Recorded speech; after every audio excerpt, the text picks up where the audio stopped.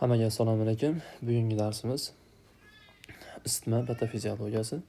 Xo'p, isitma bu gameoterm organizmlarda, ya'ni issiqqonli organizmlarda turli xil ta'sirlovchilar, misol uchun infeksion yoki har xil noinfeksion ta'sirlovchilarga nisbatan hosil bo'ladigan organizmda gomeostasini, ya'ni ichki muhit doimiyligini tiklashga qaratilgan va tana haroratining ko'tarilishi bilan namoyon bo'ladigan tipik patologik jarayonga isitma deyiladi. Ya'ni turli xil ta'sirlovchilarga nisbatan yuzaga keladi va gomeostasini tiklashga qaratilgan va tana haroratini ko'tarilishi, ya'ni isitma deganda tana haroratining ko'tarilishi bilan namoyon bo'ladigan tipik patologik jarayon ko'z oldimizga kerak bo'ladi. Isitma o'zi mustaqil kasallik, ya'ni isitma kasalligi yo'q. Isitma mustaqil kasallik holatda kelmaydi. Ko'pincha turli kasalliklarda alohida simptom sifatida, ya'ni kasallikning belgisi sifatida namoyon bo'ladi. Va shuni yaxshilab bilib olish kerakki, ya'ni har qanaqa temperaturani, ya'ni tana haroratining ko'tarilishi isitma hisoblanmaydi. Ya'ni organizmda gipertermiya holati ham bo'lishi mumkin. Ya'ni organizmning o'zida tana haroratining ko'tarilib ketishi mumkin bo'ladi. Shuni biz isitma bilan ajratib olishimiz kerak bo'ladi. Xo'p, misol uchun jismoniy ish bajarganda, uzoq muddat issiq havoda yurganda, issiq kiyimlar kiyib yurganda yoki ayollar uchun xos bo'lgan, ya'ni hayot sikli davomida organizmda tabiiy ravishda tana harorati ko'tarilgan bo'ladi. Yoki nisbat aksincha oladigan bo'lsak, misol uchun giperventilatsiya, ya'ni ko'p haddan tashqari tez nafas olish hisobiga bemorlarda tana harorati ozgina bo'lsa ham tushgan, ozgina pastroq holatda bo'lishi mumkin bo'ladi. Ya'ni normal holatda 36,5, 37,5 qilib hisoblaydigan bo'lsak, tana haroratini ozgina bo'lsa 36,5 dan nisbatan pastroq bo'lib qoladi giperventilatsiya holatida. Bu jarayonlarda biz isitmaga aloqadorligini ko'rolmaymiz, chunki hech qanaqa tipik patologik jarayon ketmayotgan bo'ladi. Xo'p, isitma mavzusi haqida gapirilayotganda birinchi o'rinda shu tana haroratini organizmdagi normal nazorat qilinishi, ya'ni normal regulyatsiyasini bilishimiz kerak bo'ladi. Va buni biz termoregulyatsiya deb nomlaymiz. Ya'ni termo issiqlik, regulyatsiya degani boshqarilish, ya'ni tana haroratini boshqarilishi. Tana haroratini boshqarilish markazi organizmda gipotalamus qismida joylashgan bo'ladi. Ya'ni gipotalamus bu bosh miyani oraliq miya sohasida talamusning pastida joylashgan, juda ham kichik, lekin organizm uchun juda ham katta muhim ahamiyatga ega bo'lgan qism hisoblanadi. Va ko'rib turibsizki, mana bu yerda gipofiz bezi bilan infundibulum, ya'ni gipofiz poyachasi orqali bir-biri bilan bog'langan bo'ladi. Gipotalamusda nafaqat termoregulyatsiya markazi, turli xil boshqa markazlar bor. Misol uchun hemotrigger zona joylashgan bo'ladi. Hemotrigger zona bu qondagi turli xil kimyoviy moddalarni sezuvchi va qusish hamda ko'ngillanishga taalluqli bo'lgan markaz hisoblanadi, hemotrigger zona. Eng asosiylari shular, ya'ni termoregulyatsiya markazi hamda hemotrigger zonani biz keltiramiz. Xo'p, mana bu joyda ham ko'rishimiz mumkin. Mana talamusning pastki qismida gipotalamus qismi va bu infundibulum orqali gipofiz bilan bog'langan. Buni yonida miya oyoqchasi ko'rishimiz mumkin bo'ladi. Xo'p, endi biz hozir mana gipotalamusdagi termoregulyatsiya markaziga chuqurroq kirib o'tamiz.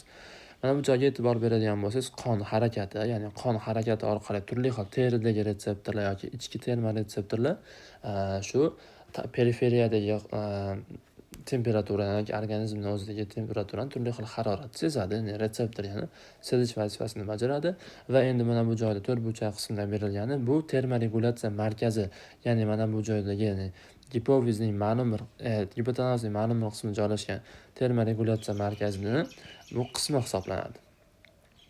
Xo'p, bunda 4 xil neyronni ko'rishimiz mumkin bo'ladi do'stlar. Yaxshilab esingizdan chiqarib qo'ymanglar.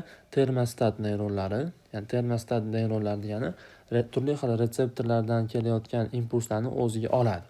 O'ziga olib turib, endi keyingisi shu termoregulyatsiyadagi eng asosiy neyron bu o'rnatilgan nuqta neyronlari yoki ingliz tilida buni set point neurons deb ataladi. Set point neurons deb ataladi. Ya'ni o'rnatilgan nuqta neyronlar. Bu neyronlarning vazifasi, bu neyronlarga genotipik jihatdan normal temperatura, ya'ni 36,5, bu genotipik jihatdan mana shu neyronlarga biriktirilgan, ya'ni programmalashtirilgan bo'ladi bu neyronlar. Ya'ni bu temperatura, ya'ni 36,5 temperaturasidan boshqa temperaturani sezmaydi. Natijada nima bo'ladi deydigan bo'lsangiz, turli xil retseptorlardan qabul qilingan impulslar termostat neyronlar to'planib turib, o'rnatilgan nuqta neyronlarga jo'natiladi. Agar misol uchun tana temperaturasi yoki tashqi harorat baland bo'ladigan bo'lsa, misol uchun tasavvur qiling, 40 gradus bo'ladigan bo'lsa, termostat o'rnatilgan nuqta neyronlarga tashqarida 40 gradus bo'layapti ekan, harorat deydigan bo'lsa, o'rnatilgan nuqta neyronlar nima deydi? Yo'q deydi, 40 bo'lmasligi kerak deydi. Biz 36,5 ga programmalashtirilganmiz deydida, shu temperaturani analiz qilib turib, ya'ni tashqi muhitdagi 40 gradusni analiz qilib turib, fizik yoki ximik termoregulyatsiyaga, ya'ni teploproduksiya degan issiqlikni hosil bo'lishiga organizmdagi yoki teplooddacha degani shu issiqlikni ajratib chiqarishiga buyruq beradi.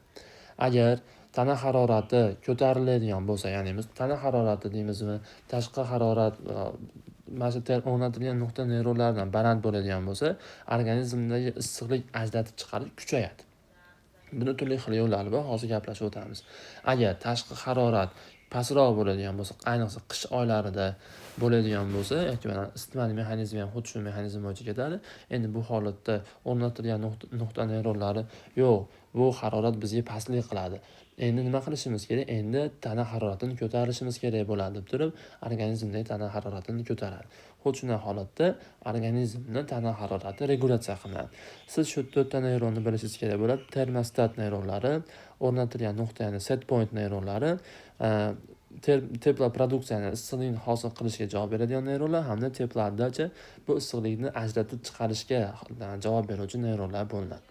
Xo'p, endi mana normal termoregulyatsiyani ko'radigan bo'lsak, hop biz asosiy narsalarga e'tibor berishimiz kerak. Birinchisi bu retseptorlar, ya'ni retseptorlar shu qon tomiri retseptorlari bo'lishi mumkin bo'ladi, ichki termoretseptorlar bo'lishi mumkin bo'ladi, teridagi retseptorlar bo'lishi mumkin, bu retseptorlar. Ikkinchisi gipotalamus. Chunki nima gipotalamus bilishimiz kerak? Bu gipotalamus termoregulyatsiyasi markazida joylashgan organ. Hop, markazni gaplashdik, o'rnatilgan nuqta neyronlar haqida ma'lumot berdim. Ya'ni bu genotipik jihatdan programmalashtirilgan neyronlar 36,7 dan 37,5 gacha bo'lgan issiqlikni sezadi xolos. Undaga ko'nmaydi. Yo issiqlikni pasaytiradi, issiqlik hosil bo'lishini yoki issiqlik ajratib chiqarishni kuchaytiradi. Va fizik termoregulyatsiya, ximik termoregulyatsiya. Bularni bir-biridan ajratib olishimiz kerak bo'ladi. Fizik termoregulyatsiya bu issiqlikni ajratib chiqarishga javob bersa,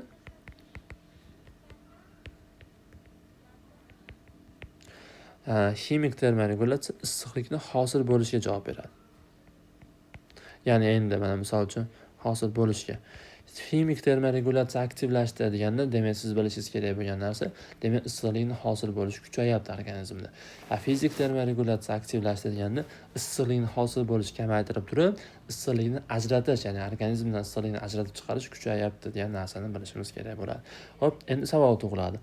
Issiqlikni ajratib chiqarish qanaqa amalga oshadi-yu, issiqlikni hosil bo'lishi qanday amalga oshadi degan savollar bo'lishi mumkin.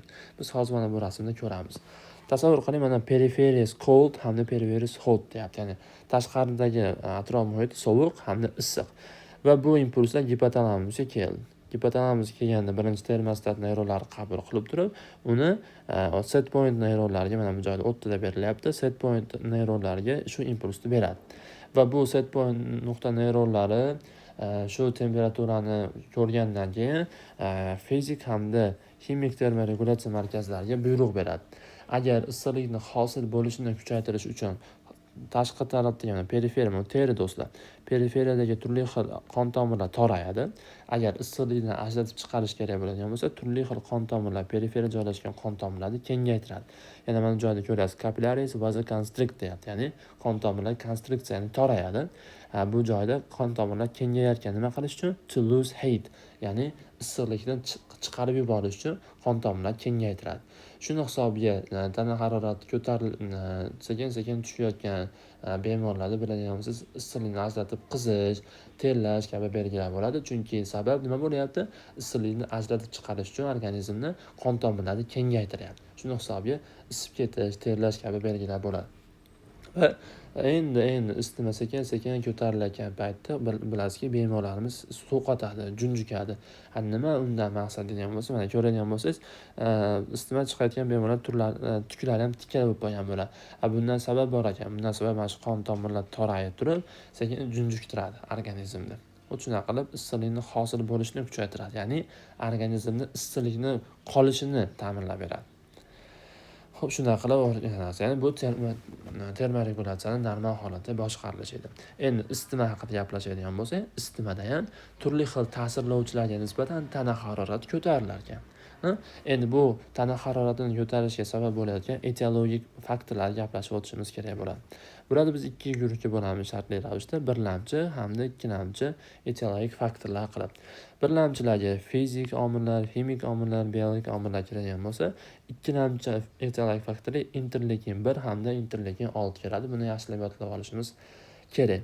Xo'p, endi biz hozir birlamchi hamda ikkilamchi neyronlarni, etiologik faktorlarni biz bir-biridan farqini yaxshilab ajratib olishimiz kerak bo'ladi.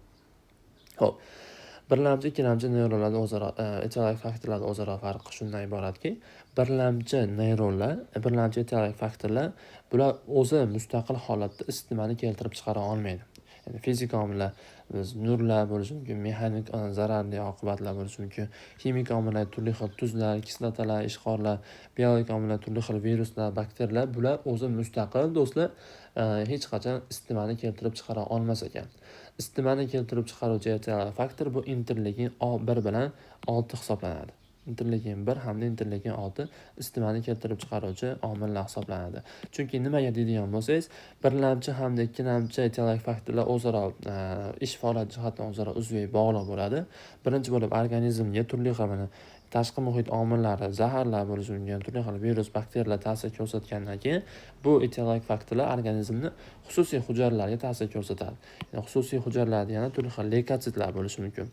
Turli xil leykositlarga ta'sir ko'rsatgandan keyin bu leykositlar tanitni o'zidan turli xil sitokinlar, misol uchun interleykinlarni ajratib chiqaradi. Shu interleykin keyinchalik borib turib, mana bu joyda gipotalamus joylashgan termoregulyatsiya markaziga ta'sir ko'rsatib turib, keyin isitma chiqaradi. Ya'ni ko'ryapsizki, bir-biriga faoliyat jihatdan uzviy bog'liq. Nimaga biz birlamchi etiologik faktorlarni isitma keltirib chiqara olmaydi deyapmiz? Chunki sababi bular to'g'ridan-to'g'ri termoregulyatsiya markaziga ta'sir ko'rsata olmaydi. Bular organizmda xususiy hujayralar turli xil leykositlarga ta'sir ko'rsatib turib, ulardan interleykin 1 hamda interleykin 6 ni ajratib chiqaradi va hosil bo'lgan shu interleykinlar keyinchalik borib turib markazga, ya'ni termoregulyatsiya markaziga ta'sir ko'rsatib turib, keyin isitmani hosil qiladi. Xuddi shu tartibda bo'ladi.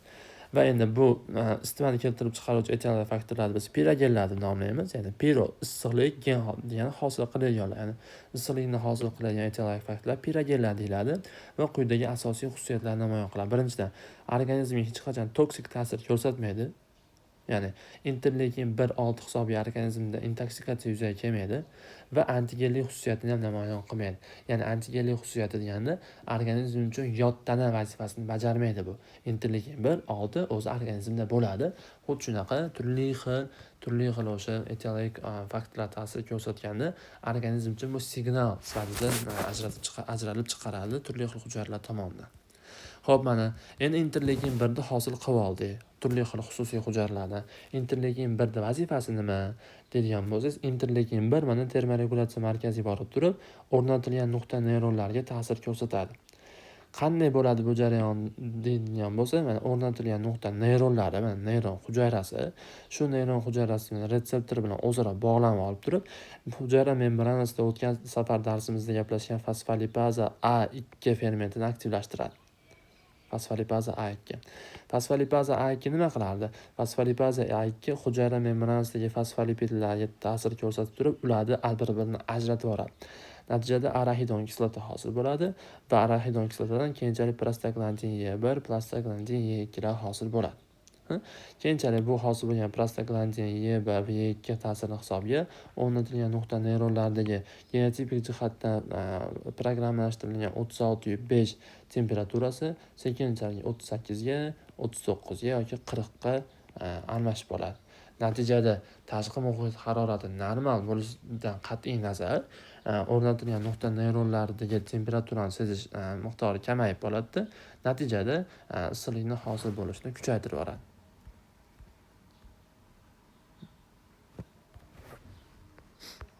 Xuddi shu tartibda jarayonlar amalga oshadi.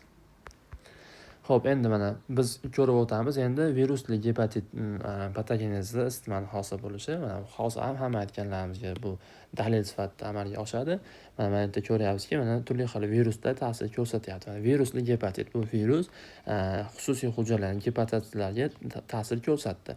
Natijada gepatatitlar yoki jigardagi turli xil ko'pkir hujayralarda mana interleykin 1, 6 tumor nekrotik faktor, ya'ni o'sma faktori ajratib chiqarib turib, bu hosil bo'lgan faktorlar gipotalamusga ta'sir ko'rsatyapti.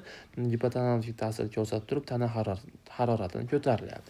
Tana harorat ko'tarish natijasida mana isitma kuzatilyapti. Xuddi shu tarzda amalga oshadi. Yoki bo'lmasa mana gipotalamusda hemotrigger zona ham joylashgan bo'ladi.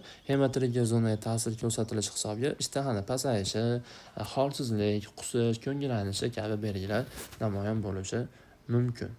Endi biz isitmani bosqichlari haqida yaxshilab o'rganib olishimiz kerak bo'ladi, chunki bilamizki, bemorlarda isitma qilgan bemorlar turli xil holatlarga tushadi. Biz hozir bularning mexanizmini o'rganamiz. Xo'p, isitmani 3 ta fazasi bo'ladi do'stlar. Bu 3 ta fazani hozir yozamiz. Birinchi fazasi statio incrementi deb nomlanadi. Ya'ni isitmani ko'tarilish bosqichi.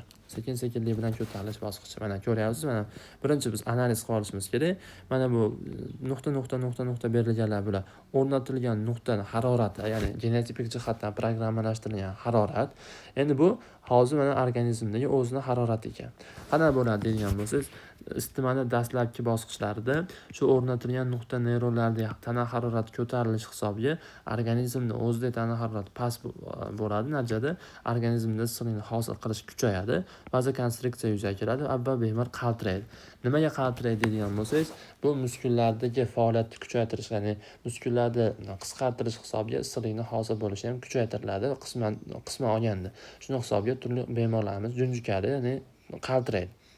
Xo'p, endi sekin-sekinlik bilan organizmga ta'sir qilayotgan etiologik faktor kamaygan sari sekin-sekinlik bilan bu jarlar orqaga qaytadi va bu jarayonni mana plato fazasi deyiladi yoki stadio fastigi deb nomlanadi. Ya'ni endi sekin-sekinlik bilan mana o'rnatilgan nuqta neyronlar o'zini joyiga qaytishni boshlaydi. Endi bemorimiz sekin sovqatishni to'xtatib turib, sekin qizishni boshlaydi. Va oxirida bu jarayonlar normal holatga kelganda va 3-bosqichimiz statio decrementi, ya'ni tushish bosqichi bo'ladi. Endi bu holatda vazodilatatsiya, ya'ni terlash hisobiga, ya'ni organizmda issiqlikni chiqarib yuborishni kuchaytirilish hisobiga bemorlarimizda terlash kabi holatlar bo'ladi. Shuning hisobiga biz bilishimiz kerak bo'ladi. Ya'ni isitma qilgan bemorlar agar sovqatayotgan, junjikayotgan bo'lsa, demak bilishingiz kerak bo'lgan narsa bu sekin tana harorati ko'tarilyapti. Agar yo'q, qizyapman, endi isib ketishni boshlayapman degan bo'lsa, sizga bu yaxshi bergan, sekin-sekinlik bilan isitmasi tushayotgan bo'ladi. Xo'p, endi isitmani turlari haqida gaplashadigan bo'lsak, isitmani turli xil turlari bor, ya'ni darajalari bor. Subfebril, ya'ni 37 dan 37.9 gacha bo'lgani, febril isitma 38 dan 38.9 gacha, piretik isitma 39 dan 41 gacha, hamda giperpiretik isitma 41 gradusdan yuqori bo'lgan isitmalarda kuzatiladi. Bu giperpiretik hayot uchun juda xavfli, chunki bu haroratda oqsillarimiz denaturatsiya bo'lib boradi. Hattoki bemorlar halok bo'lishi mumkin bo'ladi. Haddan tashqari tana haroratini ko'tarib ketsa, oqsillarimiz denaturatsiyaga uchrashi mumkin bo'ladi. Bugungi mavzuyimiz shulardan iborat. Rahmat, sog' bo'linglar, salomat bo'linglar.